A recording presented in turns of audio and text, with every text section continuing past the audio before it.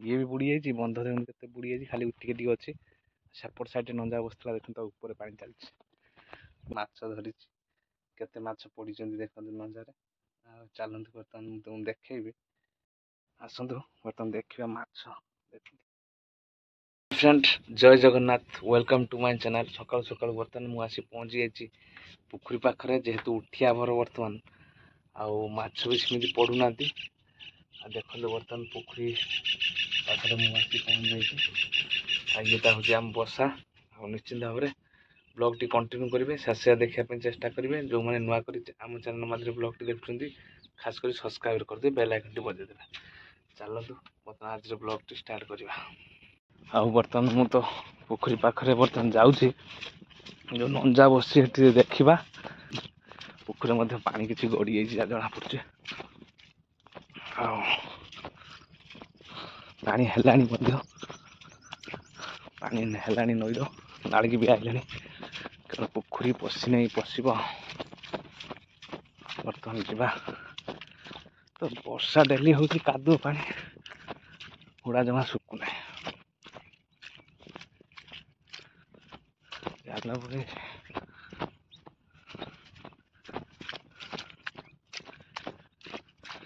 ये 3 नंबर पोखरी मत जहाँ जना 3 नंबर पोखरी जहाँ माछ दीटा अच्छा रिजर्व दीटा अच्छा ये नाड़ी जहाँ अच्छा जो 5टा पोखरी चाष कराइला ता दिटा ना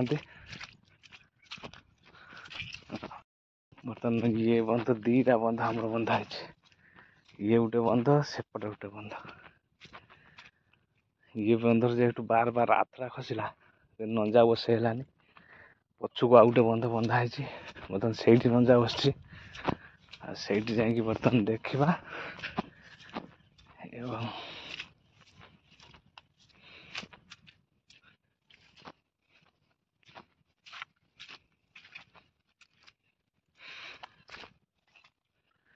देख ये गोटे नंजा बस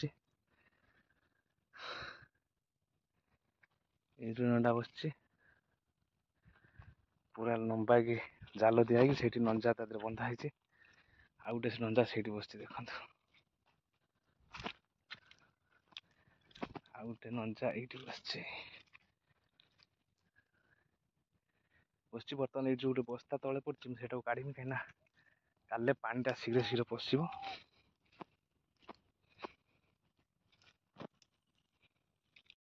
फाइनाली मुझे बस्ता मध्य काटिदेली बर्तमान पानी एपटू नईरू पशब पशिला माछ सेपटू आसवे पोखरी नाली रिजर्व सेपटू माछ आसवे जो पानी सम धर से झड़ा जीव देखु ये गोटे बंध आ गए गोटे बंध कर पानी जाऊँगी नंजा बस ये बंध जेहेतु आतड़ा बारंबार सेपटे खसला एपटे खसला तेणुक ये नंजा बसालानी तले गोटे बंध बंधा है नंजा बसाई जा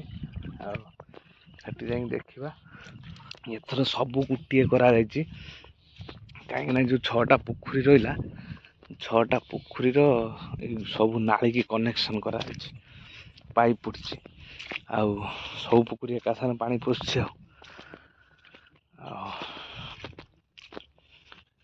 पानी पशुची जहाँ माछ थे सब पोखरी एकाथरे पानी जाऊँगी देखु नंजार 6टा पोखरी एथर चलती कि आर 5टा नंजा बसुला 6टा पोखरी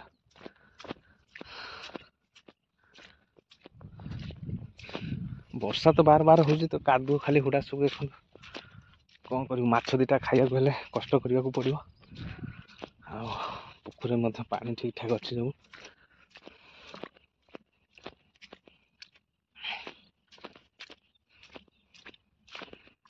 रिजर्व भी पानी पशुचे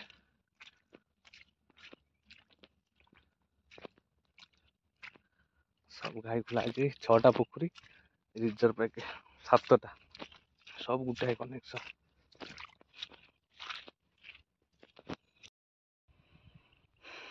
देखु बर्तमान ये आमर से जो आग बंध रहा भांगी जाऊँगी पचर बंध बंधा है पानी एत हो देखु ये नंजा बस गोटे ये आमर हूँ पिछाला कटा हो बसा ଇଏ ବି ବୁଡ଼ି ଯାଇଛି, ବନ୍ଧ ଦେଖନ୍ତୁ କେତେ ବୁଡ଼ି ଯାଇଛି, ଖାଲି ଟିକେ ଟିକେ ଅଛି। ସେପଟ ସାଇଡ଼୍ରେ ନଞ୍ଜା ବସିଥିଲା ଦେଖନ୍ତୁ, ତା ଉପରେ ପାଣି ଚାଲିଛି। ବର୍ତ୍ତମାନ ତା ଉପରେ ଟିକେ ମାଟି ଦେମି, କାହିଁକିନା ଯେହେତୁ ବୁଡ଼ିକି ଚାଲିଛି। ତାପରେ ଦେଖିବା ଏଇଭଳି ଭାବରେ ନଞ୍ଜା ବସି ମାଛ ଦୁଇଟା ଖାଇବି ବୋଲି କେତେ କଷ୍ଟ କରିବାକୁ ପଡୁଛି ଦେଖନ୍ତୁ। ଫାଇନାଲି ବର୍ତ୍ତମାନ ପାଣି ଛାଡ଼ିଲା ପରେ ମୁଁ ଯାଇକି ବର୍ତ୍ତମାନ ନଞ୍ଜାଟି ଝାଡ଼ି ଦେଇଛି। ଯେହେତୁ ଏକୁଟିଆ ତ ଭିଡ଼ିଓ କରିପାରିଲିନି, ମୋବାଇଲ୍ ରଖିଦେଇଥିଲି। ଆଉ ବର୍ତ୍ତମାନ ଗୁଳୁଗୁଳି ପ୍ରବଳ ହେଉଛି, ପୁଣି ଆଜି ବର୍ଷା ହେବ। ଆଉ ନଞ୍ଜା ବର୍ତ୍ତମାନ ଝାଡ଼ିଲି ବହୁ କଷ୍ଟରେ। ଆଉ ବର୍ତ୍ତମାନ ମାଛ ବି ନାହିଁ ସେମିତି। ଦେଖନ୍ତୁ ମୁଁ କେତେ ମାଛ ଧରିଛି, କେତେ ମାଛ ପଡ଼ିଛନ୍ତି ଦେଖନ୍ତୁ ନଞ୍ଜାରେ। ଆଉ ଚାଲନ୍ତୁ ବର୍ତ୍ତମାନ ମୁଁ ତୁମକୁ ଦେଖେଇବି। ଆସନ୍ତୁ ବର୍ତ୍ତମାନ ଦେଖିବା ମାଛ। ଦେଖନ୍ତୁ ମାଛ ଦେଖନ୍ତୁ, ମାଛ ସେମିତି କିଛି ନାହିଁ।